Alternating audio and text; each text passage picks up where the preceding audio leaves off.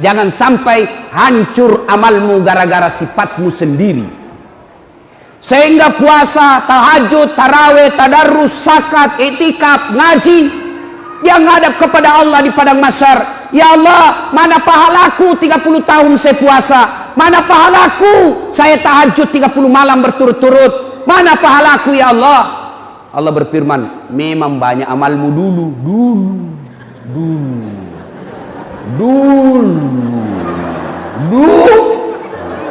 Tapi capui habis. Gara-gara apa? Kamu hancurkan karena sifatmu yang jahat. Jadi amal tak yang kita kumpul berjamaah, tadarus, ngaji, itikaf, habis gara-gara apa? Ada sifat yang jelek dalam diri kita. Pertanyaan, sifat apa yang menghancurkan amal kita? Nah, ini yang kita akan bahas. Sifat penghancur amal. Nah, rusak amal tak? Ada tukang kebun di sini? Ada penjual kayu? Ada. Itu waktuku dulu kecil di kampung, kalau pergi ambil kayu menyeberang sungai, itu kayu kalau kering, ranting-ranting, kena api, tidak ada sisa. Habis semua kayu ranting-ranting gara-gara api. Begitu juga amal. Kalau ada sifat ini, nak makan semua amal tak. Ibarat kayu kering dengan api, tidak ada dia sisa. Nah, mana itu sifat perbuatan menghancur amal? Rasulullah bersabda, sittatu asya'in tuhbitul amal. Ada 6 sifat yang menghancurkan amal-amal kebaikanmu. Mari kita simak satu demi satu dengan harapan tidak ada di antara kita begitu. Satu, kata Nabi, yang menghancurkan amalmu, dia makan amalmu, al-istighalu bi uyubil khalq. Apa itu? Suka sekali cari jeleknya orang, nah lupa jeleknya dirinya sendiri. Nah, ini kalau pilkades ini banyak begini. Pacarita salah. Itu. Yang di belakang ini. Pergi pengajian, macurita gitu.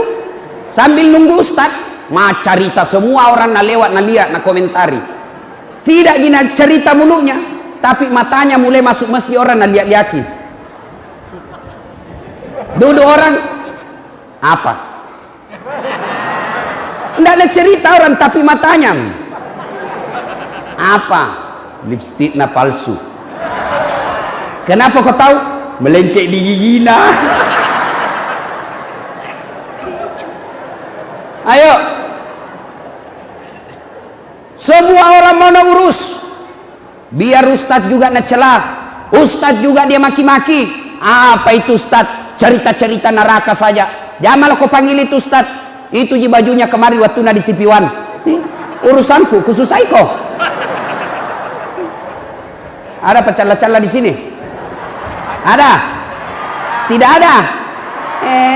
Motor lolos. Hati-hati. Dekat pilpres, dekat pilcaleg, dekat pilkadas.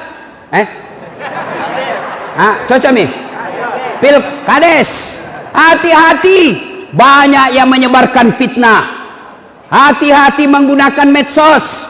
Jangan mau dibodoh-bodohi. Jangan sampai kita sebar berita bohong, kita fitnah orang, dia marah, lapor polisi, orang jadi kepala desa, kau masuk penjara. Dongo,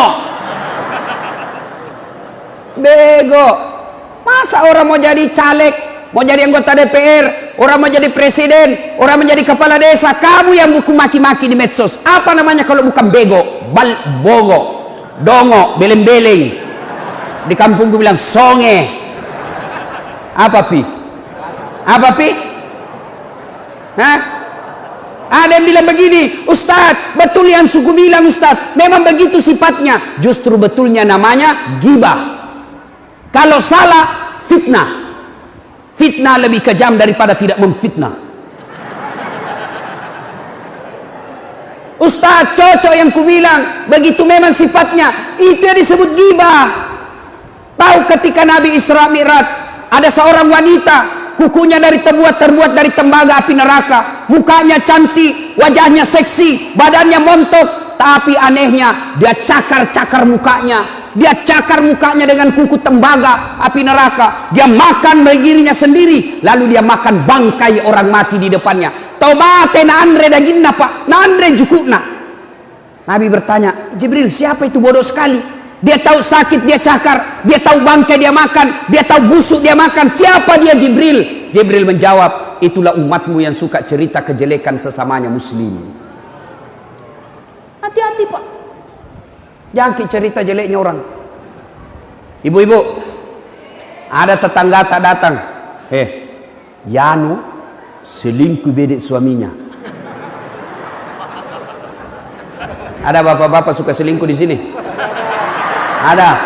Makanya jangan selingkuh, poligami dong. Selingkuh haram, poligami kalau mampu. Kalau tidak mampu kok jangan kau coba-coba. Apalagi pun malak kau dibenenu. Bagaimana mau kau poligami? Istrimu saja nonton kalau pegang remote tidak bisa mau macam-macam. Apalagi polisi. Wabillahi taufiq wal hidayah.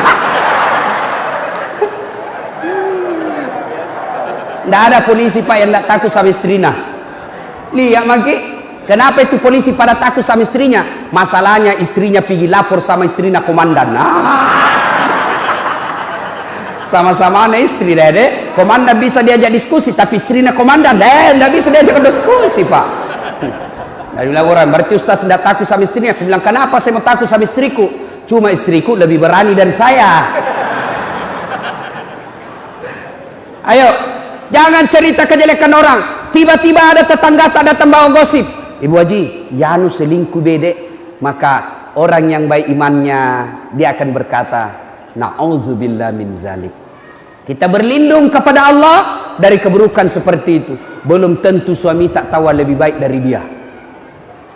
Itu yang baik. Yanu bedek, na'udzubillah min zalik. Jangan kau cerita deh, belum tentu kita lebih baik dari dia. Yanu bedek, jangan kau urus urusannya orang, urus dirimu masing-masing. Inilah orang yang berhasil puasanya. Tapi yang banyak kulihat, Yanu bedek, iyo, begitu memang itu nah, enggak tahu, suka sekali codo. Ini. Mana te urusan na urus tong. Kalau suka ki codo-codo bukan urusan tak, nanti hidup tak seperti toge. Tahu toge? Pak polisi lihat beda itu toge. Ikut campur itu, bikin ki soto Banjar ada. Gado-gado ada, pecel, tahu isi selalu ada. Karena dia suka ikut campur, maka Allah takdirkan semua bengkok. Lihat itu toge bengkok semua itu. Makanya kalau ada orang proses pilkades suka cerita jeleknya lawannya, bilang kau saja, calon kepala desa toge nih jangan cerita. Bapak demi Allah, ada calon legislatif, ada calon tim sukses presiden, calon kepala desa, suka cerita jeleknya orang, demi Allah jangan pilih karena dia orang batil. Yang baik itu apa misimu? Apa yang kau melakukan? Jangan cerita Yanu begini, Yanu begini, Yanu begini. Adakah orang tidak ada baik jeleknya? Ada kira-kira di antara kita yang tidak punya kekurangan? Semua kita punya kekurangan. Maka yang baik, lebih baik perbaiki diri kita. Jangan urus urusannya orang. Jelas? Jelas nih?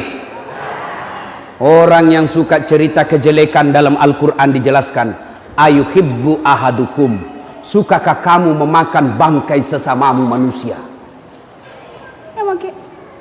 Satu, berhenti cerita kejelekan orang.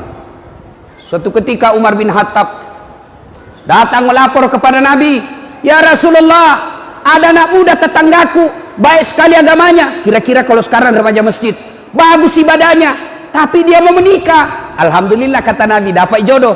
Tapi masalahnya ini perempuan mau nikahi mantan PSK, pesina dulu, dan tidak tahu ini kasihan laki-laki siapa calon istrinya. Apa saya harus kasih tahu? Dengar jawaban Nabi, Umar, kenapa tonsing kau yang sibuk? Kau tahu enggak kenapa itu laki-laki tidak tahu aibnya ini perempuan? Kau tahu enggak kenapa ini laki-laki tidak tahu informasi soal kejelekannya ini calon istrinya. Siapa kira-kira yang tutup rapat? Siapa yang rahasiakan? Allah Subhanahu wa ta'ala. Kenapa tonseng kau mau yang ungkap? Nah, di al-istighalu bi uyubil khalqi. Suka sekali cerita kejelekan orang. Ini biasa orang cerita kejelekan orang, Pak, tidak di warkop. Tidak lagi di balai-balai. Dek nana ko pangka-pangkae, dek nana ko pasae, dek nana ko warunge. Ko kaya pala macurita salah tawe. WhatsApp, broadcast, kirim. Hati-hati, jangan sampai gara-gara bapak bernafsu kirim berita tidak benar, orang tersinggung, lapor, namanya hoax. Tahu jaki hoax? Berita bohong. Orang yang suka cerita-cerita kebohongan, orang yang suka sebarkan kebohongan, nanti kalaupun baik agamanya, kalau bagus puasanya, bagus sedekahnya, bagus jamaahnya, tapi dia suka cerita-cerita kejelekan orang, bahkan dia sebar berita kebohongan, nanti di akhirat juga masuk surga, tapi surganya hoax. Surga bale-bale nama Zuki. Hati-hati. Jangan cerita kejelekan orang. Berhentilah. Lebih baik kita sibuk mencari aib dan kekurangan kita. Pepatah dulu mengatakan, semut seberang lautan tampak olehnya, sementara gajah di peluk matanya tidak terlihat. Ini kan banyak begitu. Sendiri banyak jeleknya, dia sendiri banyak kekurangannya. Malah kekurangan orang lain yang diurusi.